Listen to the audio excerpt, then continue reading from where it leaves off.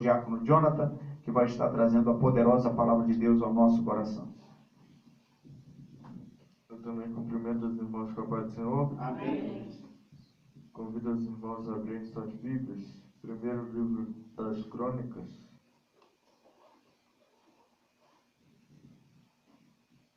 Primeiro livro das Crônicas, capítulo 4.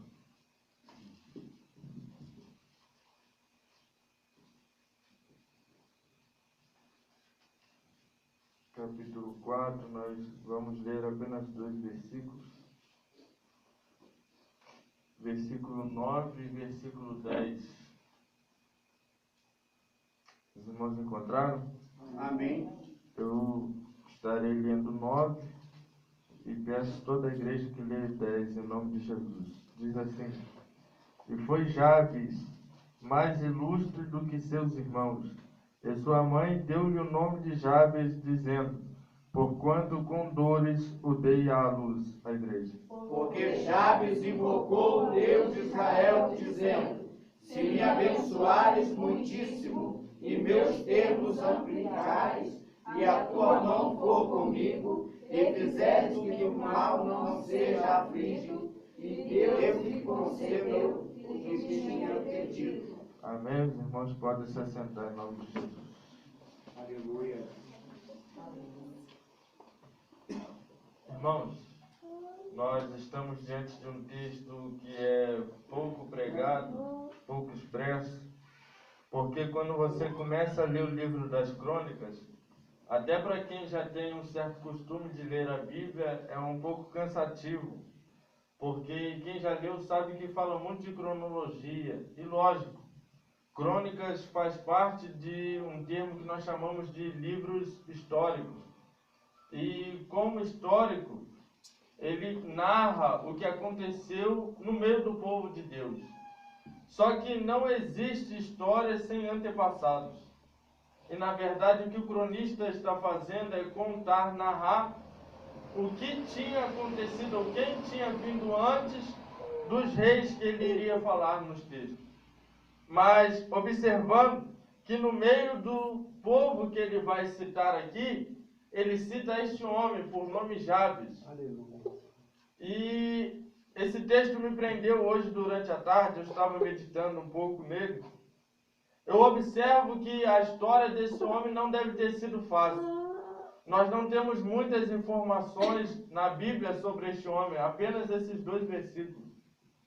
E eu observo que quando o autor vai falar sobre Jabes, ele logo caracteriza que ele se destacou. No meio dos seus irmãos, ele foi alguém importante. No meio dos seus irmãos, ele foi alguém ilustre. Só que, na verdade, quem olha assim, pensa que a vida dele foi um mar de rosas. Olhando por esse lado, alguém pensa que a vida dele foi fácil. Só que depois ele vai dizer algo que desmonta qualquer história. Porque ele fala sobre Jabes, uma menção que a própria mãe dele vai fazer. E qual é? Ele diz, a mãe dele o chamou de Jabes, porque ela diz, com dores o dei à luz. E você pode pensar, mas toda mãe dá à luz um filho com dores. Claro. Só que essas dores aqui não são as dores de parto. Isso aqui tem um simbolismo para nós. Isso aqui não fala de uma mãe que está gerando simplesmente, hoje, um filho. Mas isso aqui fala de um filho que entristece a sua mãe. Fala de um filho que dá desgosto à sua mãe. Fala de um filho que não dá prazer, não dá alegria à sua mãe. Só que a Bíblia vai dizer que mesmo ele fazendo a sua mãe sofrer, a Bíblia diz que ele foi mais ilustre que seus irmãos. Eu gosto disso, irmãos. Porque se fosse eu e se fosse você, diríamos, Jabes, eu não quero amizade contigo, porque você fez a sua mãe sofrer. Jabes, eu não quero ser seu companheiro na escola, porque você faz a sua mãe sofrer. Só que Deus gosta daqueles que fazem alguém sofrer. A Bíblia diz que ele fazia sua mãe sofrer, fez. Só que a Bíblia diz que ele invocou o nome do Senhor. Aleluia. Obrigado, Jesus. E ninguém que se achega a Deus sai do mesmo jeito. Aleluia. A Bíblia diz, achegai-vos a mim e eu me achegarei a vós. Aleluia. Irmãos, é impossível alguém chegar diante de Deus clamando e se humilhando e Deus não se voltar para esta pessoa. Aleluia. Quem sabe a oração dele foi, Senhor, eu preciso de ti. Está escrito um pedaço da oração dele, Senhor, amplia as minhas terras. Só que depois de ampliar as terras, ele pede que a tua mão seja comigo. Aleluia. Porque não adianta nada nós termos os bens materiais aqui na terra, mas não termos a mão de Deus conosco. Ele está dizendo, Senhor, eu preciso dos bens para viver aqui na terra, preciso, mas eu necessito da tua mão sobre a minha vida. Aleluia. Sabe o que eu acho interessante? É que a Bíblia não fala que os irmãos dele foram o mesmo que ele. A Bíblia não fala que os irmãos dele também causaram dores à mãe dele, não. Só que é ele quem se destaca. E ele só se destacou por causa desta oração. E eu paro para pensar nisso aqui, quantas pessoas não estão na condição de Jabes? Porque Jabes nasceu debaixo de um pragmatismo. Jabes nasceu ouvindo alguém falar para ele, foi você que fez a sua mãe sofrer? Foi você que fez um dia sua mãe chorar por causa de você? Foi você que causou dores na sua família? Foi você que manchou o histórico da sua família? E eu imagino como Jabes se sentia. Só que um dia a história de Jabes mudou. E por que a história de Jabes mudou? Foi simplesmente pelo que já foi falado aqui. Porque um dia ele teve um encontro com Deus. Aleluia. Foi porque um dia ele decidiu buscar ao Deus de Israel. Você conhece a história de Jacó? Quando Jacó estava só, quando ele estava longe da sua parentela, longe do seu pai, longe da sua mãe. E ele se encontra com Deus. E ele tem uma luta com Deus. Mas no final da história, Jacó sai marcado. Jacó sai diferente. A Bíblia diz que ele manquejava no final daquela luta. Por quê? Porque ele lutou tanto que o varão viu que não ia prevalecer com ele. E ele teve que ferir a Jacó para ele voltar. Porque a alva já estava saindo. E ele necessitava voltar. Mas Jacó não deixava ele sair. Então, ele saiu daquela luta marcado. E nós entendemos pelo texto que esse varão que a Bíblia fala, que o autor fala, era Deus. Era alguém que representava a Deus. Então aquilo ali era uma marca que Deus deixou em Jacó dizendo, isso aqui quando alguém olhar para você e ver você manquejando, vão te perguntar o que aconteceu. Foi porque lá no Val de Jaboque, quando ninguém estava comigo, um Deus estava comigo, todo-poderoso. E o que aconteceu, Jacó? Ele me deixou uma marca para mim nunca esquecer do meu encontro com ele. Quando nós nos encontramos com Deus, Ele nos deixa marca. Para quê? Para a gente nunca mais esquecer que antes da marca a nossa vida era ruim. Mas depois da marca nós temos um companheiro que nunca nos abandona. Pode alguém dizer, você não vale nada, você não presta nada. Você que mancha o histórico da tua casa, da tua família.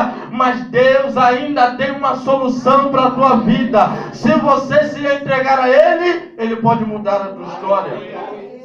Obrigado, Jesus. Jabes foi mais ilustre que seus irmãos. E qual foi a oração dele? Eu já vou encerrar. Ó Deus, abençoa-me muitíssimo. Amplia as minhas terras. Que a tua mão seja comigo e que do mal eu seja livre. E qual foi o final do versículo? E Deus concedeu o que ele pediu. Por que Deus concedeu? Porque Deus viu a condição dele. Deus viu a humilhação dele. Irmãos, quando Deus olha para uma oração, Ele não olha para a oração de alguém que é bem aparentado somente, não. Ele não olha para a oração de alguém que somente se veste bem, não. Ele não olha para a oração de alguém que tem condições financeiras, não. mas ele olha para o interior da pessoa. Na Bíblia nós temos esse exemplo. O homem que chega no altar junto com um ladrão e diz: ó Deus, eu não sou como esse homem pecador que roubava, que faz tudo o que é de errado contra ti. Só que quando Jesus olha, Jesus dando exemplo, Jesus fala que quem foi a oração atendida? Daquele ladrão que se humilhou, daquele que aos olhos da humanidade não tinha condição nenhuma nem de entrar num templo naquela época. Mas de quem foi ouvida a oração? Daquele homem. Por causa do estado que ele se encontrava, porque não tinha ninguém por ele, porque não tinha ninguém para defender ele. Só que Jesus veio para estes. A Bíblia diz: os sãos não precisam de médico, mas sim os doentes. Isso aqui é uma analogia que Jesus faz, não para quem está ferido na carne, mas se tratando do lado espiritual. Jesus está dizendo que pessoas que não tinham condições, era para esses que Jesus veio. E Jabes era um destes, que estava destinado a morrer, ouvindo alguém dizer: foi você que manchou o histórico da tua casa. Só que no dia que Deus entrou na vida de Jabes, alguém teve que dizer: eu não sei o que aconteceu, mas você viu que as terras dele foram ampliadas? Aleluia. Você viu que ele agora passa na rua diferente? Você viu que agora ninguém mais fala que ele que era o viciado, que ela que era prostituta, que era ele que vivia endemoniado pela rua? Por quê? Porque eu fiquei sabendo que teve um Deus que fez uma aliança com ele.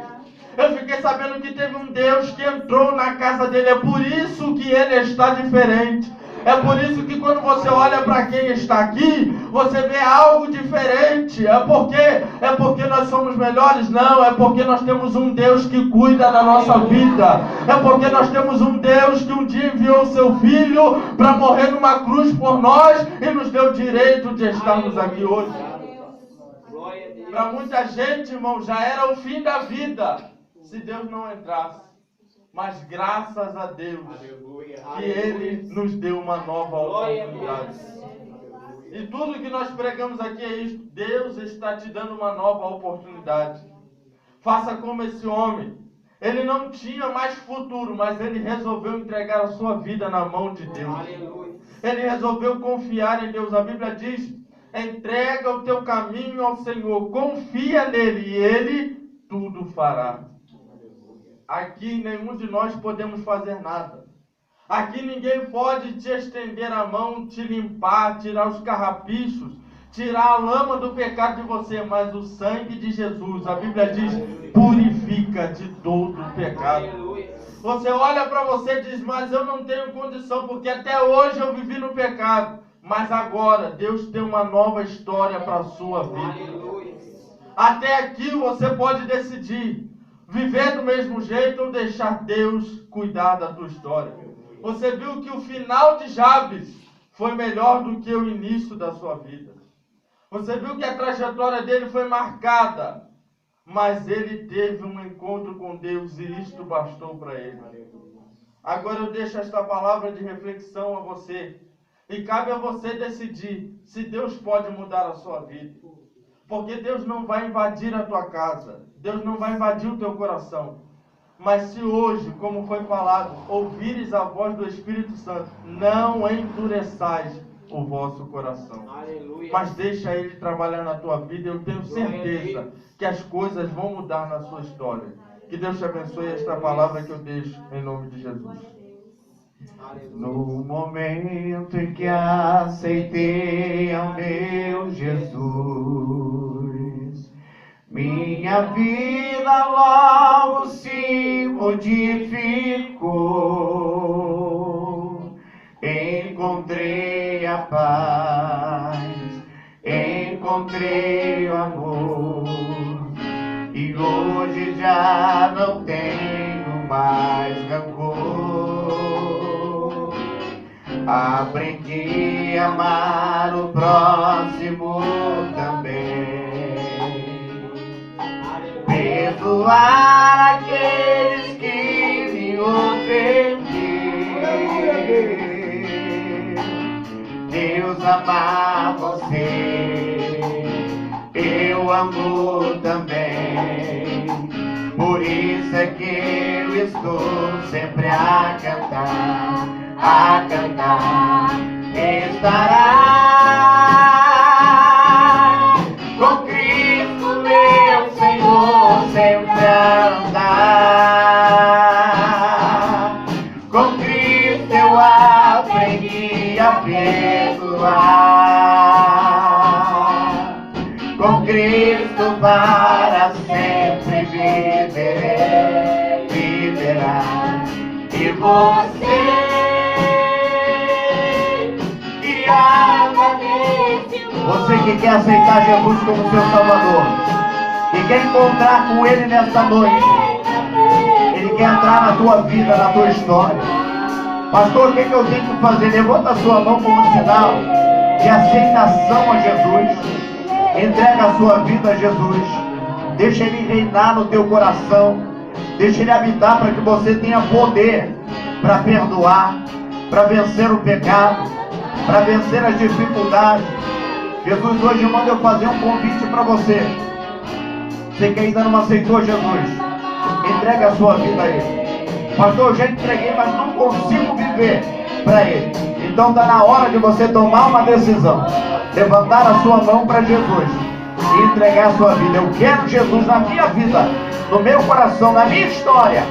E eu quero sair daqui hoje transformado. Eu quero ser cheia do Espírito Santo. Você tem essa oportunidade. Tem alguém para Jesus? Essa é a minha pergunta. Se você quiser aceitar Jesus, essa é a sua hora. Pastor, eu quero entregar minha vida, mas eu tenho vergonha. Quando eu entrei na igreja também eu tinha vergonha. Mas quando eu saí de lá de dentro, eu saí com a maior felicidade do mundo. Porque o Espírito Santo entrou quando eu levantei a minha mão. E o pastor orou por mim. Tem alguém para Jesus? Uma criança, um jovem, um adolescente, uma mulher, um homem, um rapaz. Tem alguém para Jesus? Se não tem, nós não vamos insistir. Mas esse é o seu momento, a sua reflexão. Pastor, eu quero entregar minha vida a Jesus. Eu quero firmar os meus pés